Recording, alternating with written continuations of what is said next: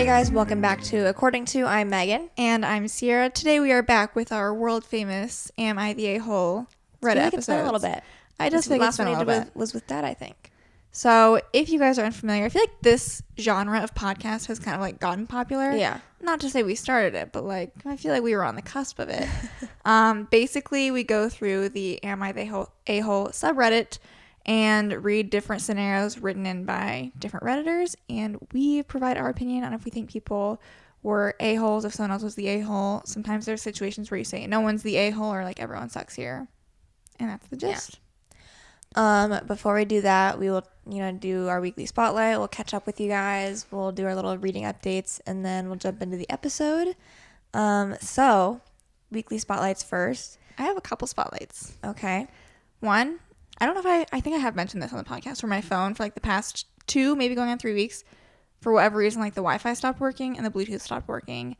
And I had reached out to Apple support to see if they could help me fix it. And long story short, they said, we see the issue, but it'd probably be more cost effective to just like get a new phone and rather than try to have this fixed. And I've been kind of pushing it off because it was still like a functioning phone. It was just like annoying because like the most annoying part was that the Bluetooth wasn't working. So it's like I couldn't hook up my phone to my car. I couldn't hook up to my AirPods. And then like it would just restart every once in a while.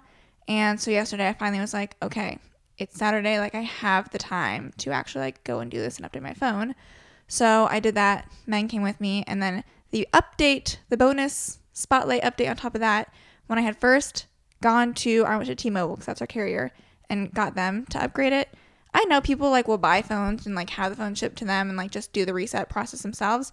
I'm like an instant, like I want to be instantly gratified. So I'm like, I want the phone the day of. Like if I were to order it online, it would have taken a little bit to like get to me, So I went to T-Mobile, and normally when I have someone like upgrade my phone, they're like, okay, sign in, blah, blah, blah, come back in 20-30 minutes and your phone will be now on this phone.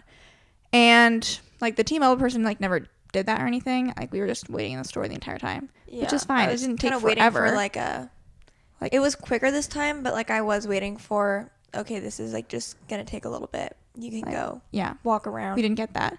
But before we left, she did say like, okay, check your like notes app and your phone, and like make sure your photos are popping up, and they were. And she's like, okay, I'll start like updating. And I'm in my head, I'm kind of like, that's weird. Like I've never had to like have my phone update as it's been live. Like it's always just like this is my old phone now on my new phone. But I was like, the biggest thing I get worried about when it comes to like phone transferring stuff is like my photos and pictures and videos, which like I know I had that stuff in my computer anyways. So like I was just like, okay, I think I have what I need, and like it'll start updating. Never did. Go fast. Sorry. I'm trying to go fast. Basically, I was contacting Apple Support today because it still hadn't updated my apps and stuff. And I was able to update my phone and then like erase everything and then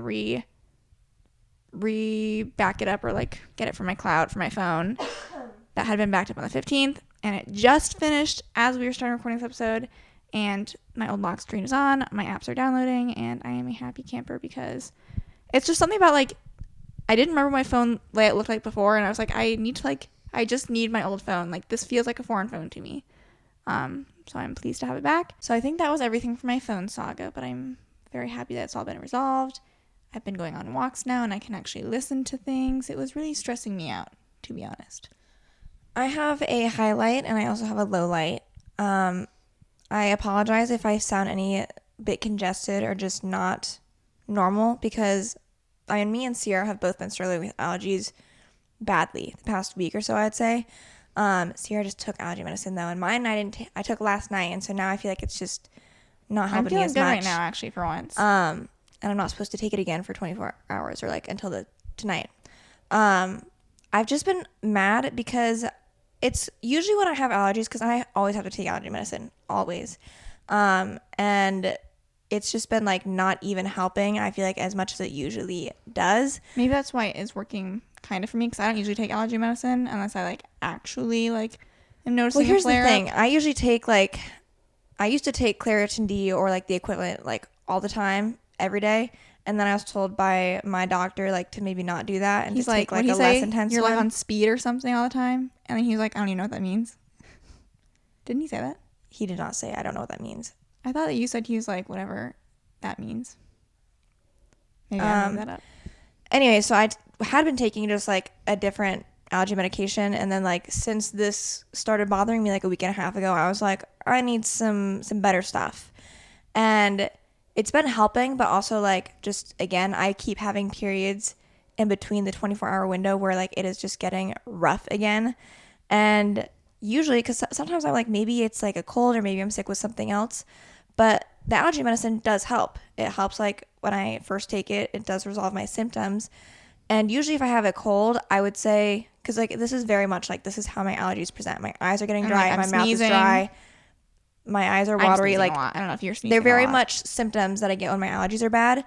And I don't know if anything's changed. I did look up that like the allergy and pollen stuff seems to be high right now, but like I've been miserable and I don't know what else to do if I can't do anything else to fix it.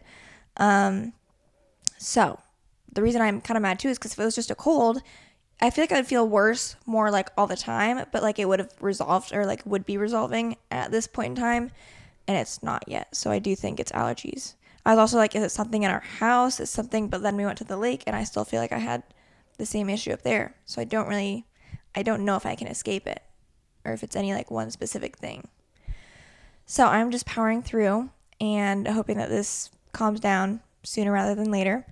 My highlight though, my weekly spotlight, Joint spotlight, is that we just booked a trip that we're going to be going on soon. And so I love having a trip to look forward to, really anything to look forward to, but a trip especially. And so Ciera and I are going to be going to Catalina Island, and it's been on our mind of like places to go, but I would say it's kind of like, I'll think about it and I know it's a place we've wanted to go, but then like I don't write it down for some reason anywhere, and then I forget about it. Well, I feel like I always think like, you know, it seems like a lot of work to get there, but then we like re-looked at stuff and I was like, oh, there's a direct flight from Des Moines to an airport. I mean, not Yeah.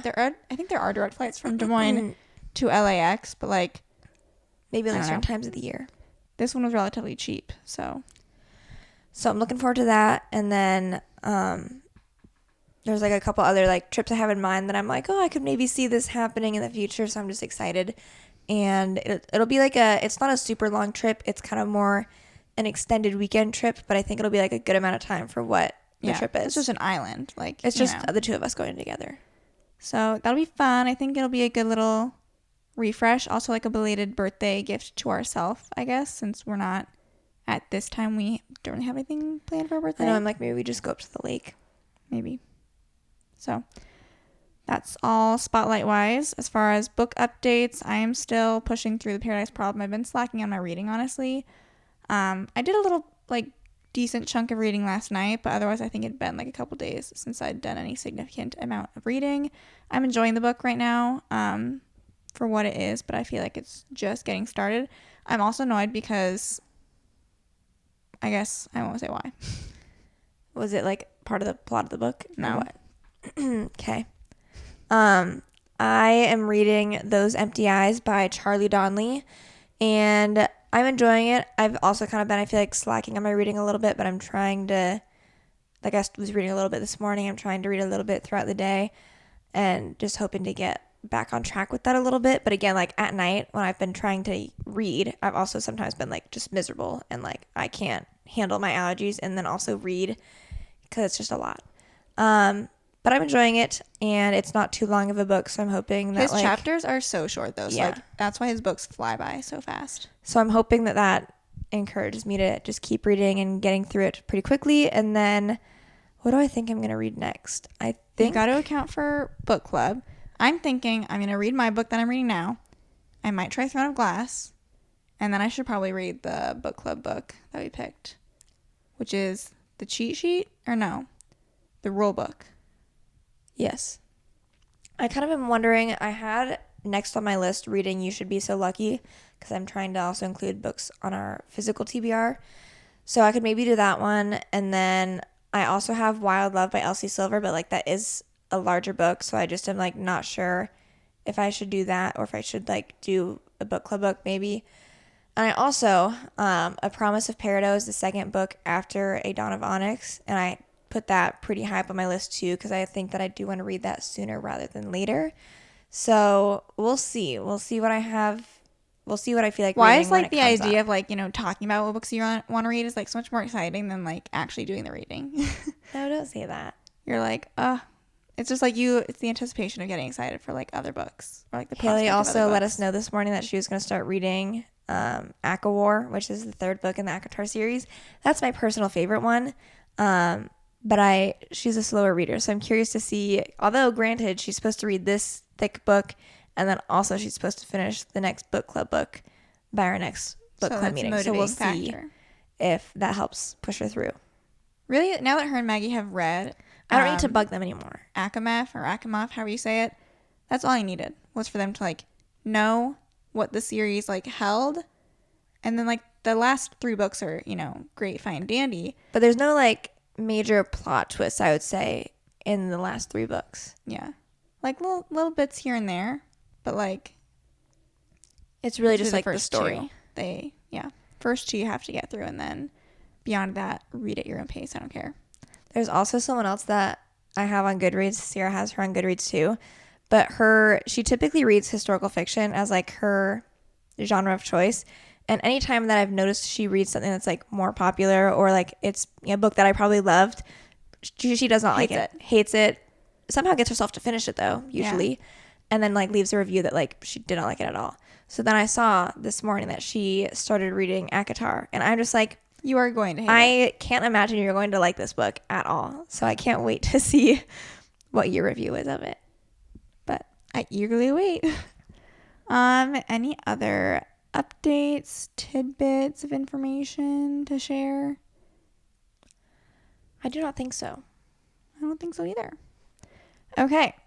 Meg and I each have picked out 7 different... Severin. Did I say that weird? 7 different scenarios that we'll go through and give our thoughts on. I can go first. Am I the a-hole for telling my sister to stop being a child and get a life? I, 37 female, am a GP, general practitioner for the non-Brits here. It is a firm rule of mine that I do not handle any medical situations for family and friends outside of extreme emergencies, as we are supposed to avoid any medical treatment for those close to us. Normally I can stick to this rule, which is a good thing. It means no emergencies have happened. However, this morning my cousin called me worried about if she should take her 3-month-old son to the hospital, not wanting to go if it was nothing. While I'd normally tell her to play it safe, I live a couple minutes away, so I just drove over. He was fine. He just had a cold. I instructed her on how to care for him and what signs to look out for. This made the rounds in the family as she posted on Facebook, laughing about her earlier worry, and my older sister saw it. She called me and began to berate me about how I was fine going to help our cousin, but when her 8-year-old daughter's throat was sore and she had a fever, I didn't go check and help. I pointed out that I had brought my niece books and visited her, but no, I didn't medically check her as she's not a baby and my sister is definitely not a concerned new parent. My sister, being the understanding and patient woman that she is, told me that I was the principle of the matter, and it showed that I didn't care for my niece. I told her to stop being a child, and if nothing else, this showed how much I do care for my niece. I then told my sister she is acting like a bigger baby than our cousin's son, and she needed to get a life. I feel bad for snapping like this, but I hate how she questioned if I care for my niece, because I adore that girl. The 2 situations, to my mind, are very different, but perhaps I should be more patient all the same. My immediate thought after like reading it was like, oh my god, shut up, to the sister. Like, it's not that big of a deal. Or like, there's a couple things. It is kind of weird that Facebook post even like made its way to Facebook, but also like you can't control what people post on Facebook. If she thought it was worth sharing that, I was so worried about my baby and now everything's great and good because my cousin came and checked her out, if I was the doctor person reading that, I'd be like, okay, weird. But it's also like, there was nothing prior to that post being posted to cause animosity between the poster and her sister. And now she's like, oh, I'm going to bring this back up, even though it doesn't matter anymore, because I'm just mad and angry, is what it seems like to me. Yeah. And I feel like in situations like this, like, I feel like it's, general rule she has is she doesn't help with like non-emergency medical stuff, which is good because like, not that this is the same thing, but like Megan and I are both PTs. Like every once in a while you get family asking like general healthcare questions, but like it's kind of annoying when it's like repeated, and you're like, at a certain point, like, go talk to your provider. You know what I mean? Yeah. And so, like, with this small stuff, like, it's one thing to have, like, one person asking, like, here and there, but then, like, if it's your entire family coming, it can be a lot on one person. So you just say, go to your provider. As a general rule, like, I'm not your first line of contact if you have a simple medical question, even though I am a doctor. I think that's fair. And then, like, there's just the one-off instances where it's, like, the exception to the rule, you know? Or it's kind of like, I'm the person deciding when and where and how I want to provide any advice if I do. It could be as simple as that. Yeah. And it sounds you go like to medical school if you're that butthurt about it. it sounds like the poster was, like, you know, close enough where it's like it'd be easier for me to, like, go and physically check them out than, like, say, oh, if the temp is running this or this, or if they have these symptoms, like, you should take them in. Like, it sounds like it was just the easier course of action. And I mean, obviously it ended up being nothing, but, like, typically newborns are when you're, like, wanting to be most on top of, like, any changes going on versus, you know, the 8-year-old who most likely just had a cold or something. She'll be fine. So, not the a-hole. I think that the sister is looking to start a fight when there's no need for one. Okay. I feel like a lot of mine today are kind of long, so bear with me. Am I the a-hole for deciding not to use my favorite girl name for my daughter like I always wanted because my husband's sister decided to use it for hers? My husband and I, 30 male and female, welcomed our second baby into the world a few weeks ago. We had originally planned to give her a name that I have adored since childhood, but then my husband's sister had a baby girl and she decided to give her daughter this name. It came from nowhere because she always preferred timeless names like Elizabeth, Emily, Emma, Catherine, and so on. The name she ended up going with for my favorite girl name is Serafina. A lot of people knew it was my favorite, and it was our girl name. When I was expecting our son, we had mentioned it would be our girl name. Even before having kids, friends and family knew that was the name I adored. But I was never fond of family members sharing the same first name. I know it happens. I know it's not the end of the world. Nobody owns a name. I also know in some families it is very common for relatives to have the same first name, but I personally don't love it. So after my sister-in-law had her baby, we came up with another name for our daughter. My in-laws had been surprised when sister-in-law had her daughter and announced the name. Most people had expected her daughter would be Emily because she talked about that name a lot. Serafina came out of nowhere with her. When we announced our daughter's name, the actual name after she was born, we did get asked why we had chosen not to use Serafina, and my husband told them we had decided to go with something else during the pregnancy because we felt it was for the best. No specific reason given, at least not that he brought up around me. But his mom and his other sister and one of his brothers did make comments to sister-in-law about it being her fault. They said it was pretty clear our change came because she used the name we intended to use. Sister-in-law ended up fighting with her mom because it was always clear I was never the sister-in-law's favorite person, and she accused her of doing it spitefully. This has come back around to me because sister-in-law has now come for me saying I should have used the name too. I shouldn't have let her get blamed for stealing a name when nobody can steal a name. I told her I never accused her of anything like that. She told me I didn't need to because the name Serafina was something everyone knew for years that I loved, and then all of a sudden I finally have a girl and use a different name, and it happens just after she also decides to use the name for her daughter. Just happens. Blah, blah, blah. I know, I'm kind of like... Serafina is not a common name. It is not a common name. And granted, honestly, I would be more annoyed if I was the original poster than she's letting on. I would be... I mean, can someone own a name? No. But, like, these are tight circles here. This is sister-in-law. You have said like before. Megan has mentioned, like, the name Baker for a boy, like, very briefly, and I know you're not probably tied to it, but like let's say I have a son. If you were to have a son first, and I'm like, Baker, I'd be like, okay, you didn't tell me at all that you were thinking that you liked that name too. And then, like, obviously she's like, well, you could have just named her Serafina. How many siblings? How many cousins are going to be? Oh, we've got 4 grandkids. 2 of them are Serafina. Like, no. I am against naming, and I have a lot of family members, okay? But if I have, like, any cousins, siblings, in-laws, probably too, they're basically not an option. I, for the most part, agree with that. If it is a common enough name, then I don't really care. Like, let's say we have an Emma cousin, and I name my kid Emma. Like, whatever, you know? An Emma is an Emma. And I don't see, like, my dad's siblings who I'm thinking of, like, there's a lot of them, but I don't see them all, like, that often. So it wouldn't really be that big of a deal. But, like, Serafina, is not a common name. Oh, which Serafina? Which one? So honestly, I know she's like asking like, is she the a-hole for like what, not naming her I know. kid? I'm like, what did you do wrong? You didn't do anything named wrong. your kid something else. Like, if anything, I'd be like, why do you think it's a bad look? Oh, because you probably did take the name that I've been saying for years that this is the name that I plan to use. Yeah, your sister-in-law it's weird for that. Like, again, you already said no one owns a name. She can name her kid whatever she wants. But And she she is clearly weird did. for that. So, not the a-hole. Am I the a-hole for refusing to pay for group pizza? I, 26 male, met up with some of my friends at the host's house. When we arrived, we found that the host had ordered us all pizza. There were 4 in total. They were all vegan pizzas, which isn't strange because the host is vegan. None of us minded that much, but we would have ordered something else if given the choice, because we aren't vegan. At the end of the night, host asked us to pay for the pizzas, and he didn't have any because he wasn't hungry, and insisted that we split it without him. I thought it was a bit weird, but at the time we all agreed and left. However, at the drive home, we all agreed that this was strange and decided we aren't going to pay because we didn't enjoy it, and to be honest, wasn't even that hungry. There was no discussion beforehand on ordering food. Host totally pulled this on us out of nowhere. When we told host this, he called us all a-holes, and now he won't talk to us. The others don't think this is worth losing a friend over, but I'm honestly kind of sick of this guy. He pulled us all the time. Please tell me I'm in the right, and then I can cut this guy loose. Yeah, I think this guy's pretty clearly not the a-hole. It's one thing to like ask weird your of the guest host. to split. Weird of the host.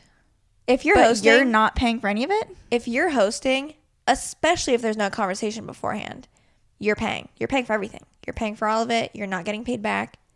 Some people are nice and will say like, oh, like, what should I pay you for XYZ food? I still think, like, personally, I'm going to probably say, don't worry about it. If I'm hosting and I didn't ask what people wanted for food, like, I feel like as the host, that's your job. You decided to take that on. If it was discussed beforehand, oh, do we want to eat here? What do we want? And like, then, are we ordering pizza? We can all split it. Like, that That's- has to be talked about beforehand. And, like, everyone's in the conversation of what food is being ordered. Yeah. Like, we've hosted book club multiple times. And, like, we still get people's input for, like, what food and stuff they want. But, like, we don't make them pay for it. Yeah. Because we are the ones hosting. They've all been, like, kind enough to, like, offer to pay for stuff. And then we're like, no. Like, slap don't their worry hand about away. it. But, yeah, I would not. I honestly probably wouldn't have paid, like, at all. Well, they said they didn't. They said that they'd left agreeing to pay, and then they were like, didn't. actually, that's weird. Yeah. You guys are in the right. Okay. My next one. Am I the a-hole for making my boyfriend wear a tie to a black tie event? My boyfriend and I attended my coworker/friend's wedding last weekend where dress code was black tie. I let him know a couple weeks in advance, and he expressed annoyance, stating, I never wear ties. I hate wearing ties. And I told him I was very honored to be invited to this wedding as she is someone I care for and respect, and I would be embarrassed if he broke the dress code. Fast forward to the wedding. He wears the tie to the ceremony and is angry the entire time. Doesn't speak to me and has a terrible look on his face. I cried after the ceremony because I was upset he was acting this way.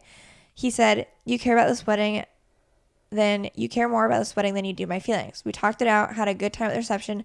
However, I feel like this week he is still sour about it. It's been a week today, and I teased him about how the pictures would have turned out better if he had been in dress code. I thought he was in dress code. I thought so too. Apparently that was unacceptable because now he is just as upset as he was at the wedding. I genuinely can't wrap my head around how you can be this upset about a tie. I'm confused, girl. I thought he was wearing the tie.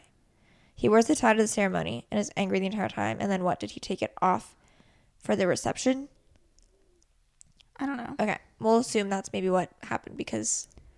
Have you considered getting a boyfriend? No, right? This is one of those things where I am going to jump immediately to, I'm not putting up with this. You shouldn't put up with this. This is such a ridiculous thing to be upset about. Wearing a tie to a black wedding? tie wedding? And That it's is not, like, child behavior. Typically, black tie is more of like tux or bow tie kind of route. Like, for any wedding that you go to, you should be wearing a tie. Right? Most of the time. Depends on you know, the vibe of the wedding, but this would be breakup material for me because I'd be like, I can't believe I'm dating a child. literally. Why is this person putting such a fit over a tie? So Yeah. that's my personal opinion. Thoughts on taking it off during for the Well, the thing is, like, when what's people the word start I'm going looking for? crazy for the reception I know, I'm anyways, people kind of, like, get, like, I know. undressed a little bit. So that doesn't really bother me that much. Like, you know, they unbutton the shirt, they take the tie off, like take in jackets fact, maybe off. that could have been, granted, I would have been actually like appalled if my boyfriend was putting up this much of a fit prior to the wedding. But it could have been like, okay, wear it for the ceremony and then take it off during the reception, which seems like that was what happened. Granted, I don't know what everyone else was doing. Yeah. I don't care what you want to wear to a wedding. It matters what the dress code is. And like in the Midwest, where there's a whole slew of like different dress codes, people that want things more formal, people that do things very informal. But it is my biggest pet peeve when it is very clearly intended to be a more formal wedding / dress code. And like people will literally show up in jeans to a wedding and consider that appropriate. And it is not appropriate just because you have a button-down shirt on to wear jeans to a wedding if that is clearly not what the attire is intended. I think if you're accepting an invitation to a wedding that has a clearly stated dress code, you are planning to abide by said dress code. Mm-hmm. And it's like the same as like weddings are not the only events that have certain dress codes. Like there are business events that require certain dress codes, like other events that require certain dress codes. And I feel like just because 9 times out of 10 when people like go to weddings, it's like for family, they're like, oh, it's just family. Just don't come then. If you don't, well then just don't come. People act like it is so hard to wear a nice pair of pants. We had some people at Haley's wedding, I think, that were like, I'm just going to change it into jeans. And then they did at the reception. And I was like, I had some thoughts. Okay. Noted. Yeah, that girl should consider breaking up with her boyfriend. But for the question she posed, no, you're not the a-hole for you didn't even make your boyfriend. He has free will. You did not, quote unquote, make your boyfriend. You said, you have to wear this dress code if you're going to the wedding with me. That's how you should have presented that. Are you coming to this wedding? Are you like going to be that much of a child? And you're going to follow the dress code? Then you can come. Otherwise, you can't come. Okay. Am I the a-hole for kicking my mom out? I, 25 female, married mom of 3 small children. Things are out of control since my mother moved in. She's 56, divorced, retired Army veteran, and until recently had a job for 9 years. She lost it after getting caught napping in the bathroom at work, something she'd bragged about in the past. She was gone so long that her boss went looking for her rather than face getting fired. She quit. She's in good health, Christian, never had alcohol or drugs, and no known mental health issues. With her having nowhere to go and having alienated most of our family, I felt I had to let her move in, even though we hadn't spoken in over 2 years. She is the 4th of 9 siblings. None of them speak to her. All 5 of my older siblings went no contact with her about 8 years ago. My husband and kids had never even met her in person before this. I feel like you're leaving out some information. Why is everyone in your family no contact with her? I'm getting the vibe that this person like cannot be bothered to like do anything for herself. Anyway, I'll keep reading. The first 2 months were tense but manageable. However, things have taken a turn for the worse with a few minor but 2 major incidents. The first happened when my husband was away for work. We had been exchanging some intimate emails. One night, I went to the kitchen for a glass of water and found my mother using my MacBook. She quickly closed it and began apologizing for reading my emails. I was shocked when I realized she had seen everything, including some explicit pictures of my husband. I lost my composure and haven't been able to talk to her much since then. She hides in the guest room, avoiding even her grandchildren. It's a little strange that your mother was like looking through the emails, but let's figure out what the final straw was. The final straw came after a family outing with my hubby and kiddos. We had prepared a slow-cooked meal in the oven so that dinner would be ready when we returned. After being out for about 7 hours, we came home to find our entire meal, a dish meant for 6 people, was gone. 5 chicken leg quarters with sides. It was as if animals had ravaged it, but it was just my mother. She sat in the living room, hands covering her mouth, eyes wide with shame, saying, I couldn't stop picking at it. There's nothing left but bones and drippings. My husband and I were too shocked to speak. We retreated to our bedroom in silence, trying to process what had happened while the kids played in the other room. I felt like I was drowning in embarrassment and frustration. My mother later knocked on our door and offered to buy us Taco Bell. We just stared at her until she left. I called one of my brothers and a sister, both of whom reminded me that they had warned me not to let her move in. My mother-in-law is kind and nurturing, the complete opposite of my mom, and my husband doesn't know how to exist around her.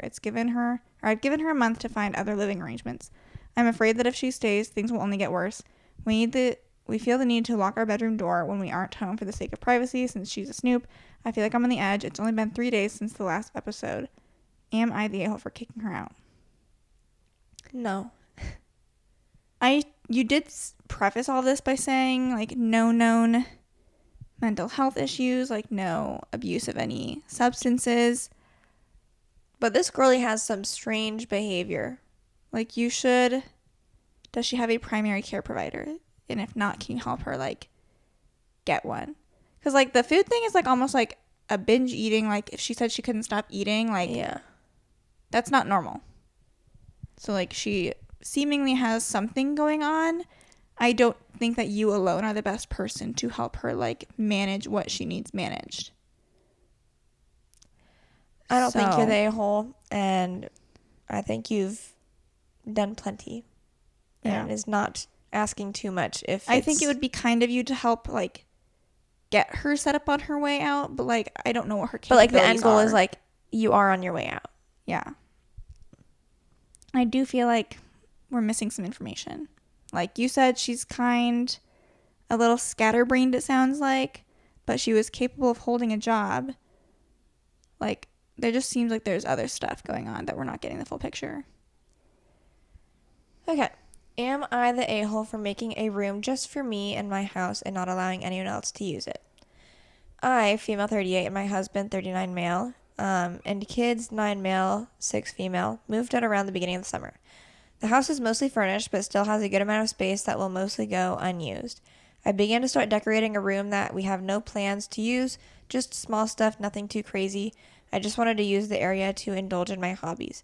When my husband found out, he was livid because I didn't get permission to do that, which is weird because I'm not a child. He figured out what I was doing, and I was still setting the room up, but the furniture I was using was stuff he planned to throw away anyways. I'm talking perfectly fine couches, TVs, etc. because he wanted something new. I was just putting it to good use, so I'm not understanding why he's upset. This happened 3 days ago, and now he's being extremely immature and being intentionally distant. Am I the a-hole? I feel like I have a question. Were you not looking at the house moving in saying, this can be this we can like, use it's weird this? that you guys didn't, like, collectively come to a consensus of, like, the purpose of each like, room. you were just going to leave rooms empty? Because that's what you're making it sound like. And you're like, no, I don't want to leave it empty. I want to have a hobby room, which, like, is fine. But, like, you guys had no discussion about, like, this is this is my room, arts and crafts this room. is this. Or, like, you made it sound like, I don't know what your hobbies are, but, like, you said, like, couches and stuff, like, can no one else use the room? Like, why can it only be I don't your necessarily room? think it's fair for you to, like, is there another room in the house where he can have his room? Like, is that why he was annoyed? Because you're, like, claiming space that he feels like he doesn't get an equal or opposite stake in the house, which that is kind of weird. Anyways, Yeah. but, like, I mean, houses and rooms and houses should not be, like, tit for tat. Like, it's what do you need space for? Individually and then collectively. It sounds like this room had no use. Sounds like your husband didn't have a need for any extra space, and so you said I could use some arts and crafts space. Again, I do feel like, is that not something you would have talked about at some point? Right. Anyway, not the a-hole. Perhaps be better at communicating. I don't know. I feel like I don't know. I'm a little torn. I don't think your husband's in charge of, like, you know, this is what the room gets to be, but he's also, like, not in charge. Like, it is collectively your guys' house. So collectively, I think you should be figuring out what's going to be done with each room. Also, you know, with that, if it's a place where you can do your hobbies or arts and crafts stuff, maybe it's not dedicated just to your use. And maybe possibly you could find it in your heart to allow someone else to enter the room. Could it be a multi-purpose room of sorts? Maybe look into that. Am I the a-hole for providing evidence against my neighbor? I haven't read this one all the way through, so I'll be learning with you guys. So the other day, I received a knock at the door. It was a postal worker asking about a package that had been delivered 4 days ago. I asked for context, and he said it was a package meant for my next-door neighbor. I told him that I saw a package delivered, but maybe 7 minutes later, I saw my neighbor come to my door and take it. I wasn't expecting anything, so I had assumed it was just delivered to the wrong door. He asked me if I had any evidence of it not being in my house, or else he was going to make a police report against me for theft. Here is where I sent a text to said neighbor asking if that package was meant for him. I was kind of floored, but I showed him the security footage from my front door with timestamps for that day. It showed him delivering the package at 3:04 and then my neighbor picking up the package at 3:07. Not sure how my neighbor is so quick to know this package was at my house, but it was also quick. I just assumed the package was meant for him. The postal worker seems excited and angry at this point and asks me if I can provide him with this footage. He, or me, thinking this will clear me of any wrongdoing. I, of course, provide him with the footage. I wasn't really assuming any wrongdoing from any parties, but I've never heard of postal workers coming to investigate missing packages, so I'm curious. I ask him about it, and he tells me that my neighbor had filed a complaint today, 4 days after the wrong house delivery, saying that he never received his package, that this is the 20th time this year alone that he has claimed to not have gotten his package, but that in those previous years it has been more, but that now the company this postal worker works for had decided maybe it was him stealing their packages, so they were going to start garnishing his wages and the amount of money lost because this was the first time the company had quote-unquote investigated. Usually they just refund my neighbor for the money for the items in the package. We chat a while longer. He apologizes for the mix-up and thanks me. Got the footage, and then he leaves. That night my neighbor texts me back that he got his package and that this company never delivers to his door, so he figured to check the next door when it was marked delivered. I tell him the postal worker came to my door asking if I had taken it, but I told the worker my neighbor picked it up. My neighbor then proceeds to call me an a-hole for intervening because he was trying to teach them a lesson for delivering to the wrong house. So am I the a-hole for providing evidence against my neighbor, even though this poor neighbor saved me from legal trouble? Well, like the person who's writing this post. Can we review I'd be like, this? why am I... Sorry, my I feel like I'm lost, but maybe I am catching on. The neighbor with the mail is purposely sending his stuff to the wrong address? No, I think that it's getting... For whatever reason, it seems like there's an issue with the address he provides, and then it goes to the neighbor's house like every single time. So then I think he's putting in a missing a report where it's like, I'm not getting my package, because he keeps getting annoyed that it's going to the wrong freaking house. He also seems like he's profiting off of this, so I don't know that he's really that upset because they said they've been reimbursing him. So maybe this is his own little scam going on. And that because then like the postal worker was saying that his company was going to start taking stuff off of his wages because which is he's that's the one crazy. Who keeps There's delivering no it, way right? they'd be able to do that legally, unless if you think he's I'd be like, guilty. fire Of, me then. I know. I'd be like, if you think I'm guilty of doing this, why am I still working for you? I'm going to look at some of the comments because I'm kind of confused. Not the a-hole. Your neighbor pulled the same scam 20 times in the last year alone and even more in previous years and thought no one would ever figure it out. SMH. Not the a-hole. He is using your address to commit crimes. It is only right that you cleared your name. He can F off. TBH, I'm siding with the Postal Service here. So it seems like they're thinking he is using the wrong address on purpose. So That seems like it'd be pretty easy to figure Someone out. said, I'm calling fake. Postal employees don't do investigations like this. So I also think I've never heard of that. yeah. Could you imagine like the postal worker like showing up at your door? Anyway, so if this is real, we'll say not the a-hole because you're just protecting yourself. Okay. Here's my next one. Am I the a-hole for not inviting my brother's girlfriend as my plus one? I have a job in social media for fashion. I get perks like sample sales, but I'm a size 12, so there's very few things I can buy. I also sometimes get gifted designer items like purses or promo items.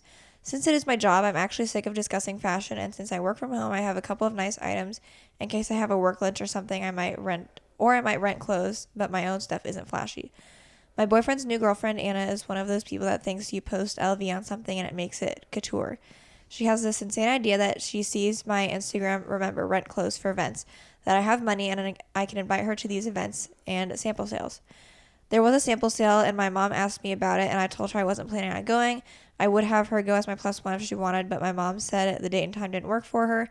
My mom is classy and had a job in advertising. This is in parentheses. My mom got me the in on my current industry. She knows how to act. My brother's girlfriend is not one of those people I would want around my peers because many of them would be there. I barely tolerate her and I told her that this is a work event for me, so I take my mom because she has worked in the industry.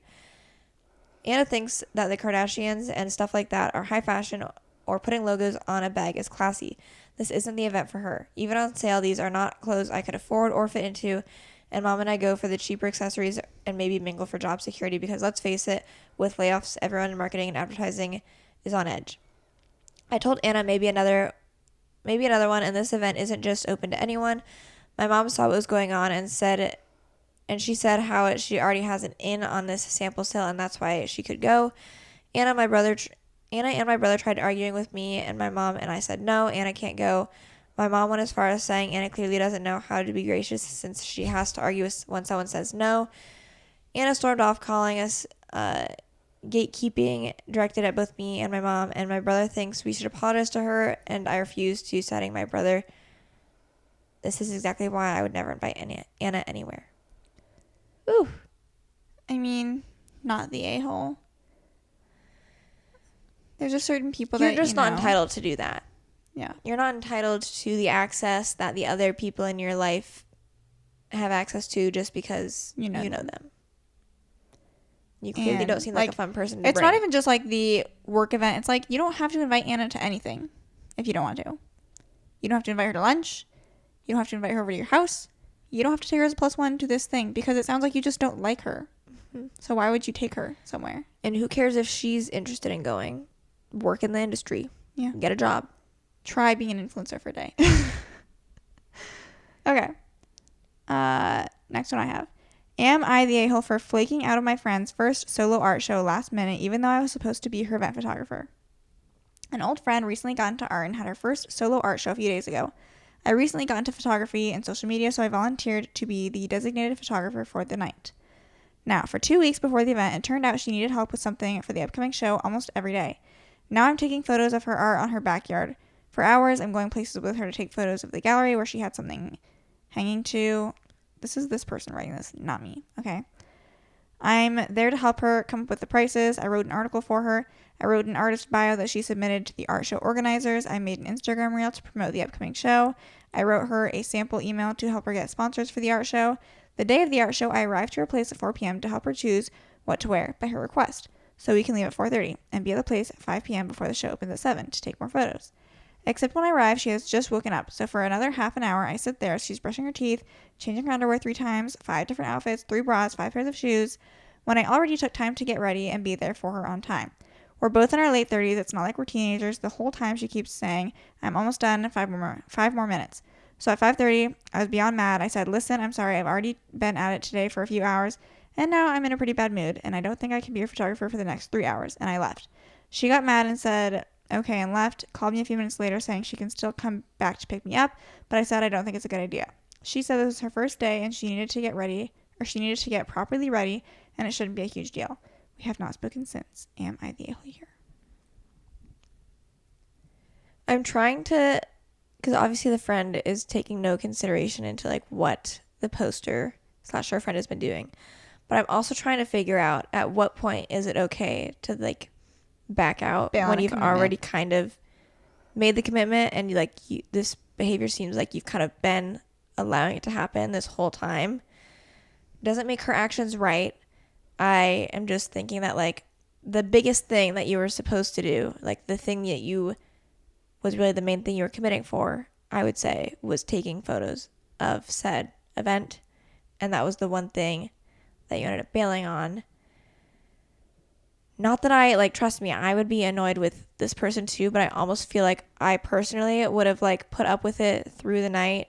I also do feel like a good question, or, like, you guys have to understand you're both 2 different people with 2 different ideas of, like, are you helping her and she thinks you're being nice and, like, she's asking all these questions and you're so helpful, so, like, gracious to, like, versus how much of that is, like, a chore for you that you're, like, this is, like, a job, and I didn't sign up for that, but she maybe doesn't view it that way.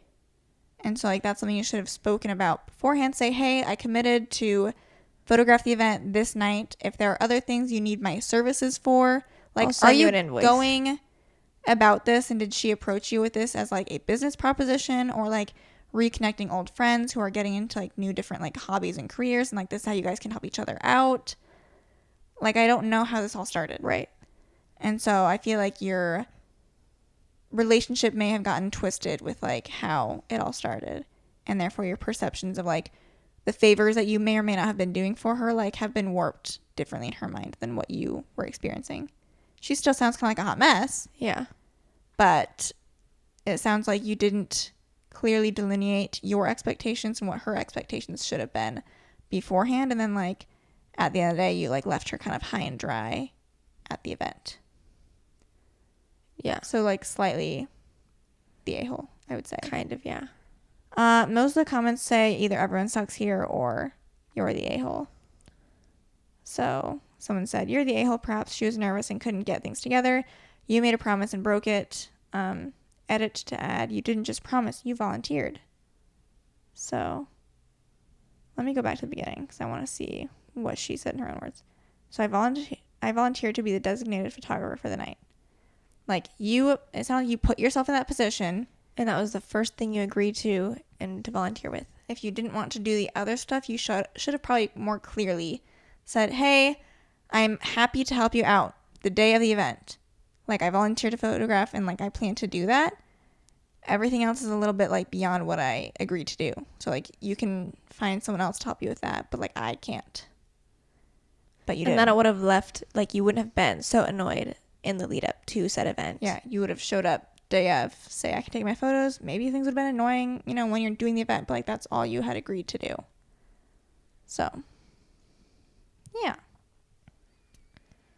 Okay. Am I the a-hole for lying to my coworkers that I moved far away so I wouldn't have to give them a ride home anymore?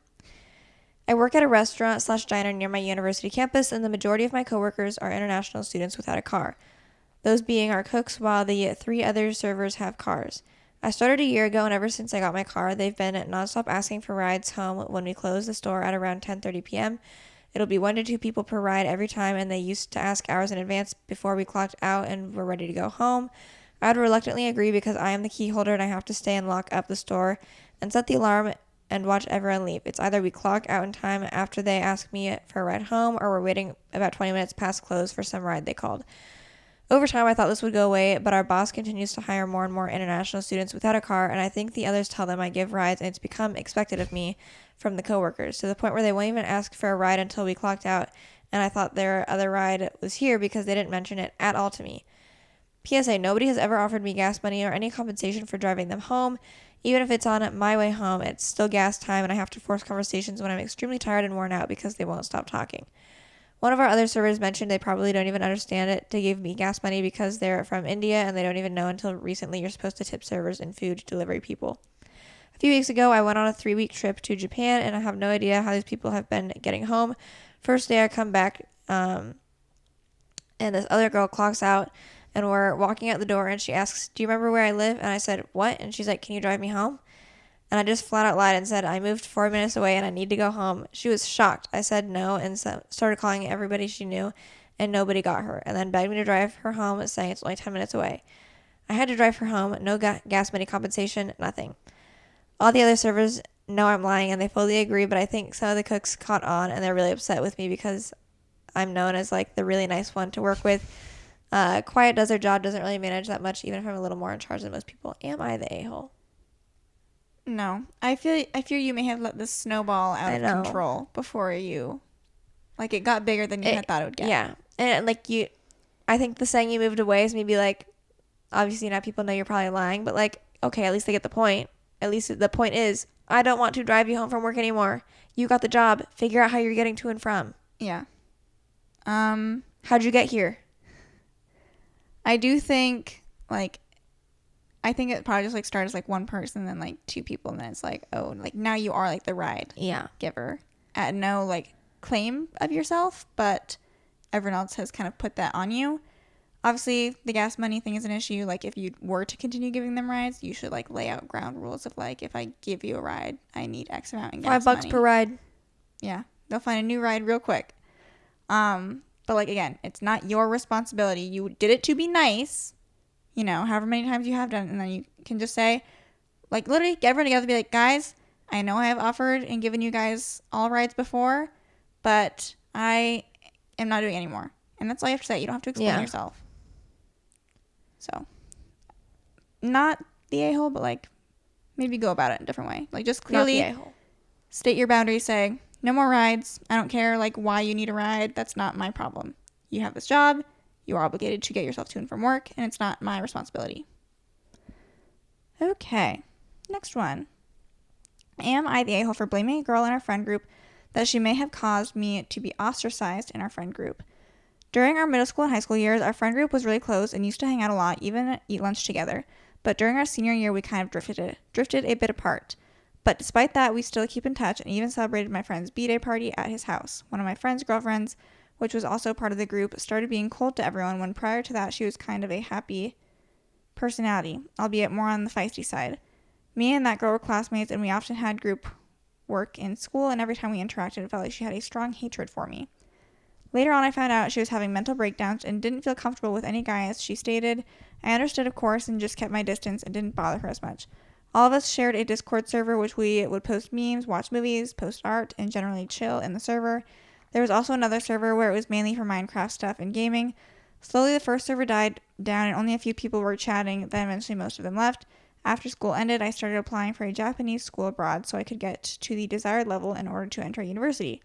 At this point, we still kind of kept in contact. Sometimes some would even keep me company when I attended a convention to compete in cosplay competitions. When it was the week I was planning to leave for Japan, I wanted to meet all of them one last time, so I planned a hangout session either at a local go-kart area or an amusement park, which I would have paid for. They all sadly declined, but of course I understood we're all adults now. When I settled in Japan, I would occasionally talk with some of them in the first Discord server, although it was just maybe one or two of them, because most of them had already left that one. Then some months passed by, and I finally felt not too busy, and I wanted to see how they were doing. Turns out most of them stayed in the second server, so I wanted to greet them there. But when I tried to, I apparently had no permission to chat, so I asked one of the members I still to this day keep in contact with, to tell the admin, still one of the friends from the group, to give me permission. I waited, and apparently, according to the friend I messaged, the admin had said, "Tell him sorry I can't." I asked the others, and it was a unanimous decision. At that moment, all I can think of was that they had some sort of prior hate for me, or the girlfriend may have talked bad about me in some way. If it was something I had done, I would have understood. But the last time we had a fallout was when our server was literally leaked, and we had talked smack about our teacher. But the leaker was a whole different person, so I don't think it was from that. A lot going on here. Am I the a-hole for blaming that girl? Is what we end up with. At this point, what do you gain either way? You're exed from the group. I feel like it doesn't matter that who you're blaming. Is it getting back to her? Like, no. Clearly these people just don't want to be friends with you anymore. I know. I don't know you did. But you can't make people want to be friends with you or allow you access back to said server. It doesn't matter if you blame her or not. Go for it. Feel free. Someone said, talk to your friends and ask them straight up. That's like the other thing is like, do you not have another way to communicate with them? You don't text, need this Discord server. And if they still, like, if these individual people are not willing to connect with you or respond with you, even if you say, like, is there something I did? Like, you probably just don't need to be friends with these people anyway. So, you can blame this girl all day long. It doesn't change your issue. So, I don't really feel like you're not an a-hole, but you're, like, it's just, like, not really an a-hole situation. Okay. Am I the a-hole for stealing a traffic cone my neighbor uses to keep their parking space? So near where I live, the roads are free parking, no lines, no parking restrictions, but parking can be tricky and it can get busy. One of my neighbors puts out a traffic cone when they are out to reserve the spot that's nicely convenient outside her house. It's also near my house, and I'd also like the opportunity to park there when it's free instead of having to go halfway down the road carrying all my shopping bags. Before you ask, they are not elderly or disabled. So one day, I just stole the cone. Unfortunately, the next day, they put another one out. I keep wanting to steal this one too, but now I'm worried I'm going to look like a total idiot if I get caught. Plus, what if they have a steady stream of cones to keep replacing and the stakes get higher? I know I should do the mature thing, but there's something about this that just makes me feel so childish. Mature or immature suggestions, welcome.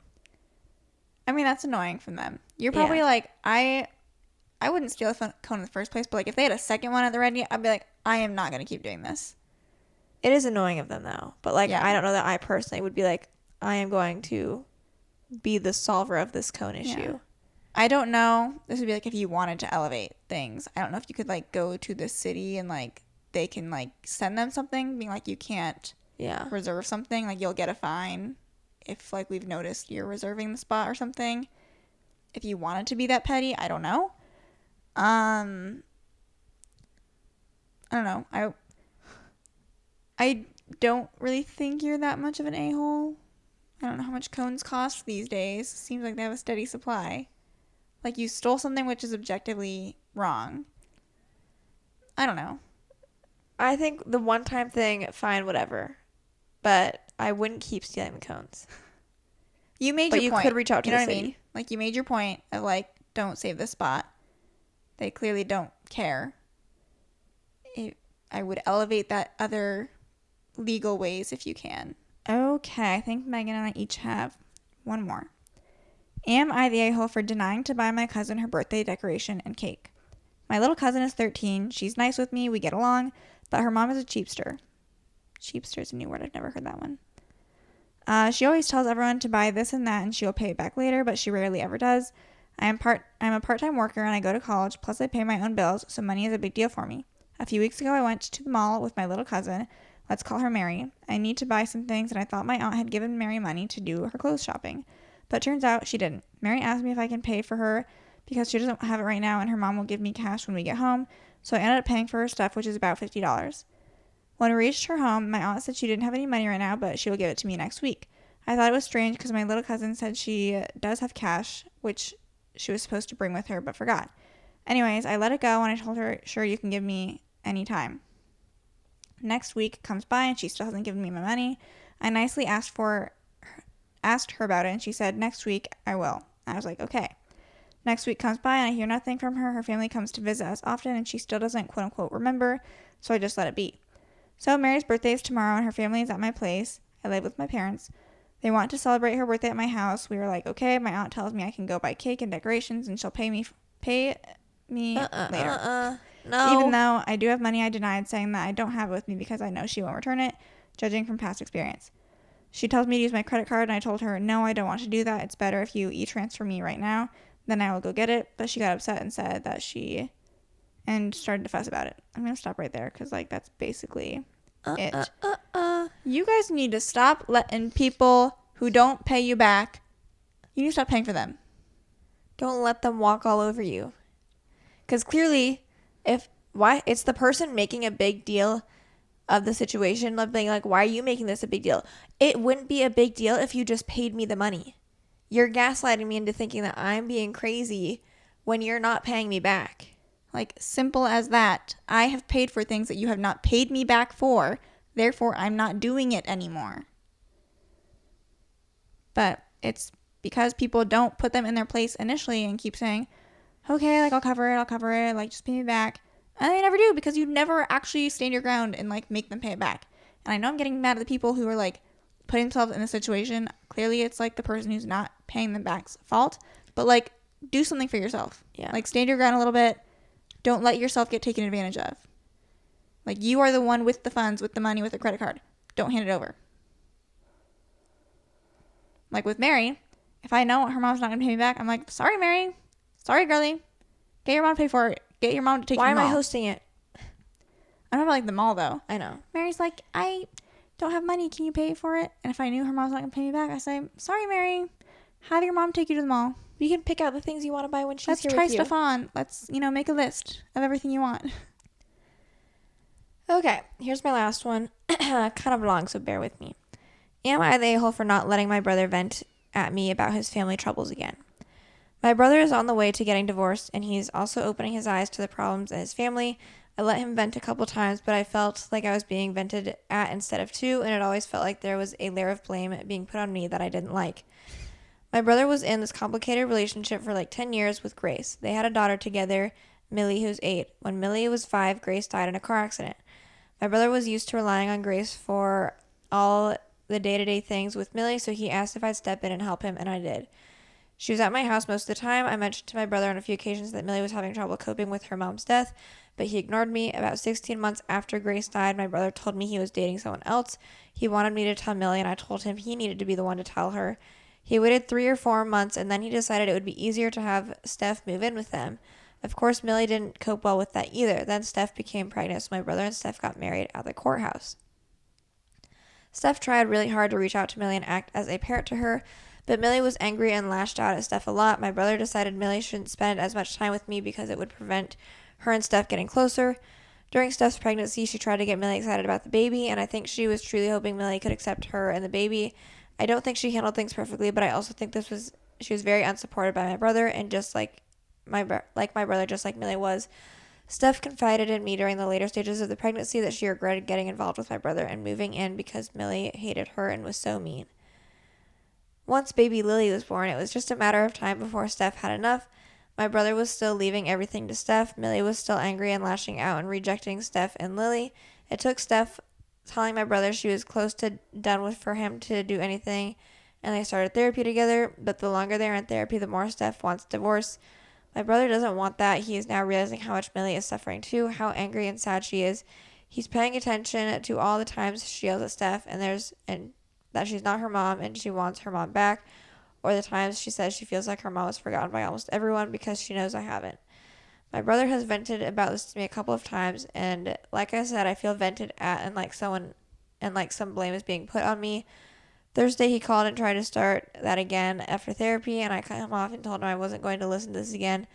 I told him I'm not a therapist and refused to take any blame for what happened. He told me I was supposed to be his sister and I should care about his feelings too. He accused me of abandoning him. Am I the a-hole? That is not your job, girly. Yeah. I mean, people need to find like their friends or family who they can like share anything and everything with, or like maybe there's certain details or times like you would be open to being like the person he vents to. It sounds like you've heard it all and you have nothing happened. Nothing to share, nothing to give him advice on. It just sucks. Yeah. So there's nothing like he's not he might be like getting like the release of like venting from telling you, but like you're not, it's draining you and you're not able to like help him in any meaningful way. And then if you're like on top of that, he's like getting annoyed with you for like not accepting the venting or whatever, then I could see like why you'd be like, well then stop venting to me about it. So I would say you're not the a-hole.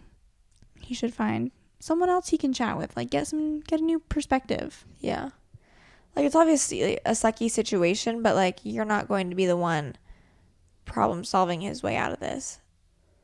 So I'd say it's natural that he wants to vent to someone, but the person that's being vented to has to be like a willing listener in order to make it worth everyone's while. And obviously you're not anymore. So I would say it's fine that you're wanting to step back and not hear it anymore. Okay, well, that's going to do it for our Am I the A-hole episode today. Hopefully you guys enjoyed. We usually try to have some episode posts on our Instagram at According To. If you have any thoughts you want to share on any of the topics that we talked about today. Otherwise, we will talk to you guys next Thursday. Bye. Bye.